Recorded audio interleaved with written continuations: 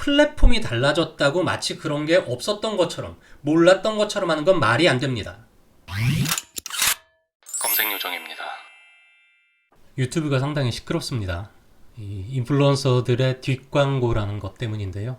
이 이슈에 대한 마케터의 시선을 한번 공유하고 싶어서 카메라를 켰습니다. 이 뒷광고에 대해서 간단하게 말씀을 드리자면, 인플루언서들이 기업으로부터 홍보의 대가를 지급받고 그것을 밝히지 않은 채 마치 개인의 의견인 것처럼 컨텐츠를 제작하는 것을 말합니다. 지금 이거 관련돼서 여러 가지 이슈가 좀 있는데요. 누군가 해야 될 말이긴 한데 왜 술에 취해서 그 불필요한 논란까지 만드느냐, 이게 첫 번째고요. 제대로 알지도 못하고 쑤시고 다니는 시청자들도 문제다라는 얘기도 있습니다. 그리고 이게 은퇴까지 할 일이냐, 이런 것까지도 얘기가 나오고 있습니다. 그 밖에도 여러 얘기들이 있는데 다 저는 이게 다른 논점의 얘기들이라고 생각을 하고요. 저는 뒷광고 자체에 대해서만 간단하게 말씀을 드리고자 합니다. 일단 관련 법 규정을 좀 살펴보겠습니다. 이 표시 광고의 공정화에 관한 법률이라는 게 있습니다.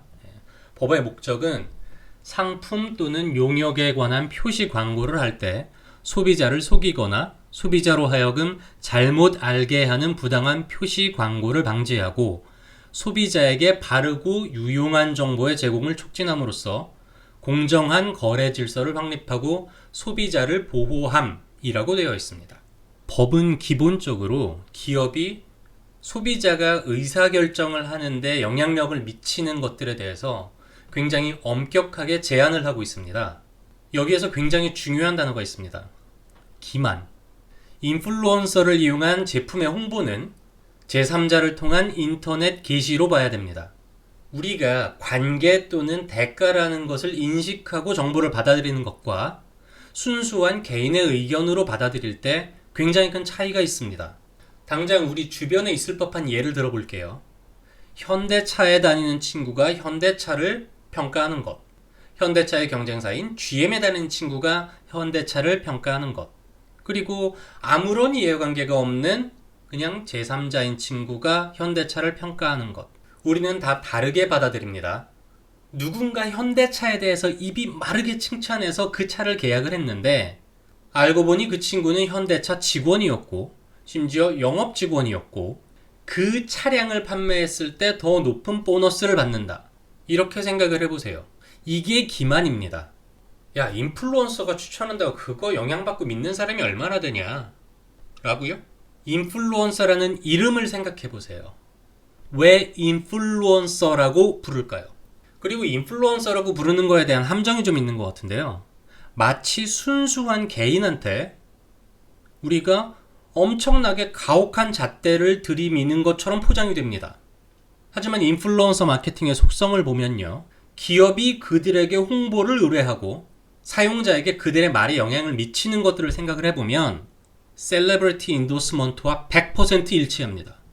그들에게 구축된 이미지, 그들이 이룬 성과, 나름의 전문성 이런 것들이 신뢰라는 것을 만들어냅니다.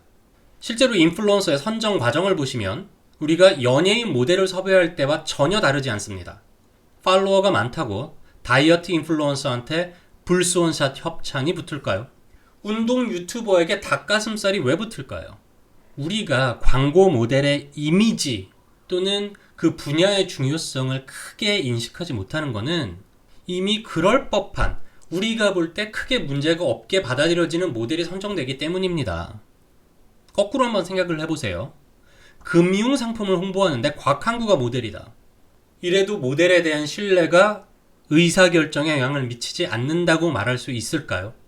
회사 놈들이야 다 자기네 거 좋다고 얘기하지만 내가 신뢰하는 저 사람은 진짜 소비자 입장에서 써보고 추천하는 거니 나도 사야겠다. 이렇게 사람들은 생각을 합니다. 그런데 그 추천이 대가에 의한 거다. 대가를 주고 기업이 전달하고자 하는 메시지를 인플루언서 입을 통해서 전달한다. 이게 기만입니다. 여기서 또 하나의 중요한 단어가 나옵니다. 보증입니다. 영향력을 가진 누군가가 제품에 대해서 긍정적인 평가를 공개적으로 공유한다는 건 그 제품의 품질에 대한 보증과 같은 역할을 합니다. 법은 기본적으로 소비자를 보호하는 방향으로 나아갑니다.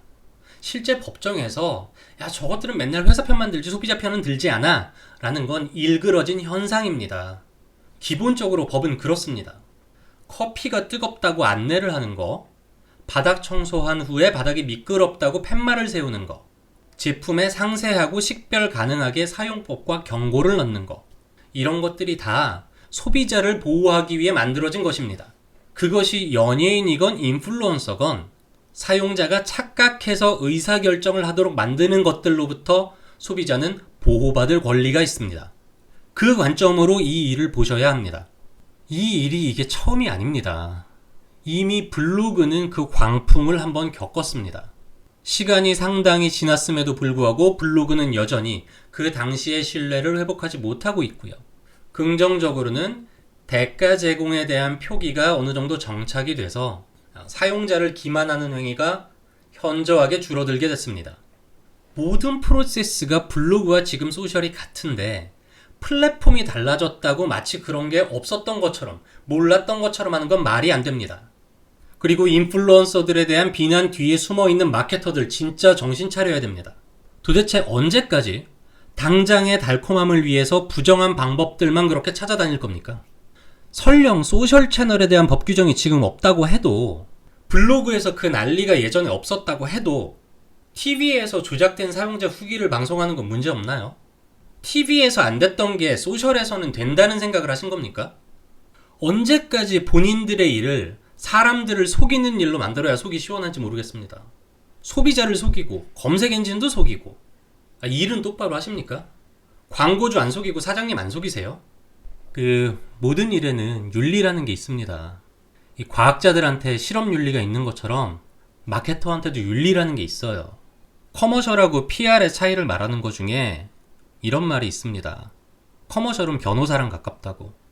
굳이 알려서 좋을 게 없는 거는 먼저 나서서 알리지 않는다라는 공통된 속성을 얘기하는 겁니다.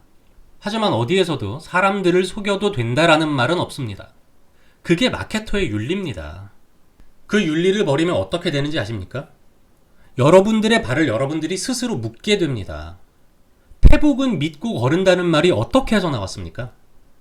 마케팅하는 사람들이 그렇게 만든 겁니다. 가습기 사태 때 기업하고 블로거들 엄청 욕먹었죠? 마케터 욕한 사람 있었습니까?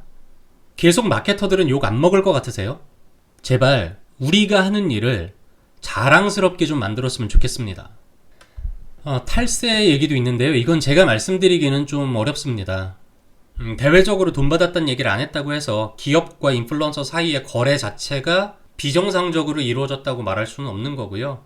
예전에 블로거 사태 때는 탈세 이슈도 있었습니다만 거기까지는 제가 알 수는 없습니다. 공정위에서는 추첨 보증에 관한 표시광고 심사 지침이라는 것을 개정해서 소비자가 보다 명확하게 대가성에 대해 인식할 수 있도록 한다고 합니다. 빠르게 정착이 돼서 인플루언서도 소비자도 그리고 저 같은 마케터도 모두가 보호받고 공존하는 환경이 만들어지길 바랍니다. 오늘은 여기까지입니다. 대단히 감사합니다.